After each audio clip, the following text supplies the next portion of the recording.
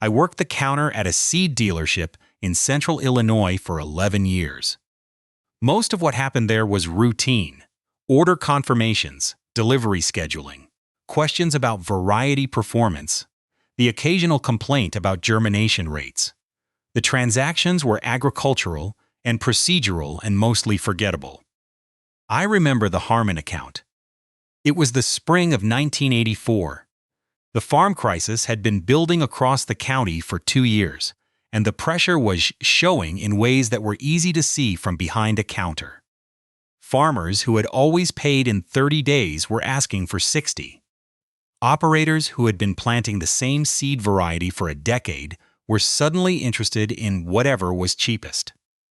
The conversations at the counter had changed. There was more urgency in them, more calculation, less of the easy confidence that had characterized the late 1970s. In February 1984, a man came in to change a seed order. He was in his mid-40s, well-dressed for a farm call, and he spoke with the directness of someone who was used to having his decisions implemented without discussion. He told me he wanted to change the corn seed order on the Harmon account, shift the primary variety from the hybrid that had been ordered to a less expensive option, and reduce the total quantity ordered. The price difference was substantial. The less expensive variety was running about $4, $20,000 per unit less, and the quantity reduction would bring the total order cost down by roughly $3,800. I pulled the Harmon account file. The account had been opened in 1976. The account holder of record was Dorothy Harmon. Her signature was on the original credit application. Her name was on every annual renewal. The account credit limit had been established based on her financial disclosure. The account was Dorothy Harmon's. I told the man standing at the counter that I could not make changes to the account without authorization from the account holder. He told me he was her husband. I told him that didn't change the account structure. The account was in his wife's name. Only the account holder, or someone with written authorization from the account holder, could approve modifications to existing orders. He looked at me for a moment. Then he told me to call Dorothy. I told him I would need her to come in or provide written authorization. He left. Dorothy Harmon came in the following morning. I did not know the Harmon family's circumstances in detail. What I knew was the account. Open 1976, consistent payment history, annual seed orders in the $12, $0 to $18,000 range, no defaults, no disputes. Dorothy had opened it herself. She had come in with her financial documents, discussed the credit terms with our manager, and signed the application. She handled the seed ordering for the operation. Most years she came in herself. Some years she called. The variety selections on the account reflected a coherent multi-year strategy. She had been building toward a particular hybrid mix based on the yield data she was tracking from their fields.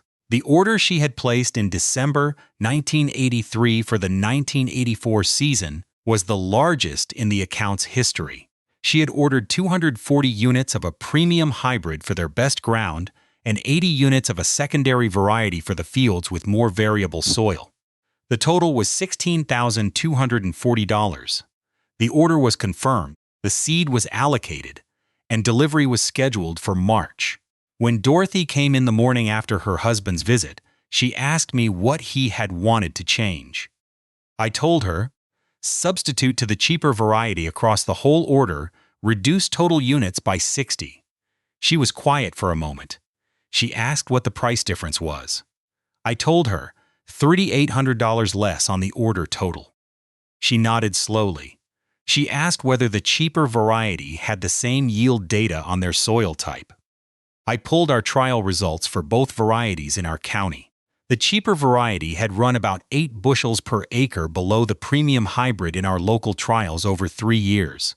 On 320 acres, at current corn prices, that gap represented approximately $1.100 in expected revenue, less than the $3,800 seed savings, but a real trade-off. Dorothy looked at the numbers for a few minutes. Then she told me to keep the original order.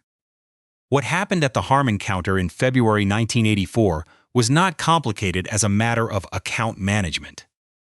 Dorothy was the account holder. Her husband was not authorized on the account. He could not make changes to it without her authorization. This was not a special rule I had invented for the occasion.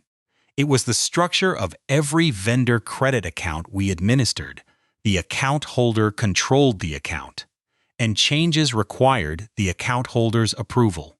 But I have thought about that transaction many times in the years since, because it illustrated something about how farm financial decisions were being made in 1984 that was not visible from inside the crisis while it was happening. The farm crisis put enormous pressure on every cost line in a farm operation. Farmers were looking at their seed bills, their fertilizer bills, their equipment costs, and calculating how much they could reduce without destroying their yield potential. Some of those calculations were sound. There were real savings to be found in some input categories without meaningful yield sacrifice. Others were not. They were panic cuts that reduced costs in the short term while undermining the production base that the operation depended on. The decision to switch from a premium hybrid to a cheaper variety was exactly the kind of cut that looked like a savings and sometimes was not. It depended entirely on the specific variety comparison, the specific field conditions, and whether the yield data supported the switch. A farmer who made that switch based on a careful agronomic analysis was being prudent. A farmer who made it because the price was lower, without checking the yield implications, was gambling with their production base. Dorothy had been tracking variety performance data on the Harmon fields for several years. She had built the 1984 order around that data. The premium hybrid had outperformed alternatives on their specific soil types in the trial results I had shown her. The order she had placed in December reflected a considered decision about what would give the Harmon operation the best chance in a difficult year.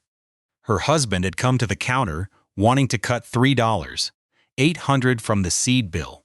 The account did not let him. I learned more about the Harmon situation in pieces over the following months. Not from Dorothy. She was private about the farm's finances in the way that many farm women of that generation were, combining complete operational competence with a reluctance to discuss the details outside the family. What I learned came from conversations with other accounts, from the county extension meetings where the crisis was being discussed openly, and from the particular pattern of account activity I could observe from the counter. The Harmon operation had been under financial stress since 1982. They had significant operating debt. The expansion they had done in the late 1970s had been financed at rates that the early 1980s had not been kind to. The operating line was being managed carefully. Payments were being made, but there was no margin for error. In that environment, the pressure to cut every possible cost was real and constant. A $3,800 reduction in the seed bill was not a trivial number. It was 3.5 months of interest on a typical operating note. It was a payment on a piece of equipment. It was the kind of savings that looked essential when you were calculating cash flow to the dollar. What it was not, in the specific case of the premium hybrid on the Harmon fields, was a decision that the yield data supported. Dorothy had done the math. She had run the comparison between the seed savings and the expected yield difference. The $3,800 seed savings against an expected yield reduction of 8 bushels per acre on 320 acres at 1984 corn prices produced a net of roughly $2,700 in true savings after accounting for the revenue the lower-yielding variety would cost them. In a year where every dollar mattered, a real $2,700 savings was meaningful. But $2,700 in the spring, paid for by reduced revenue at harvest, was a different kind of decision than $2,700 in the spring, paid for by cutting a different cost line that didn't affect production. Dorothy had been looking for the savings that didn't come out of the yield. The seed order was not where she had decided to find them. Her husband had come to the counter without that analysis. The account had held the order until Dorothy could bring it.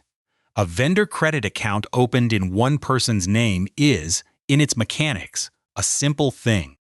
It is a credit relationship between a buyer and a seller.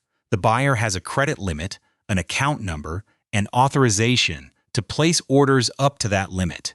The seller extends credit on the strength of the account holder's financial position and payment history.